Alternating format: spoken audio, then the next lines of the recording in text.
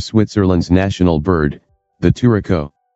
From its historical significance to its current status, we'll delve into every aspect of this vibrant and fascinating bird, including its speed, weight, color, and strength.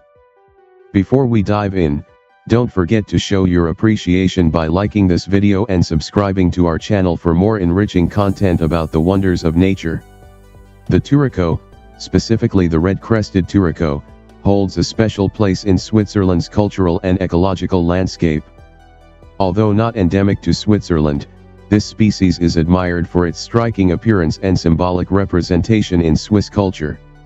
The turco's vibrant red crest and green plumage are often associated with vitality, harmony, and natural beauty, qualities cherished in Swiss traditions.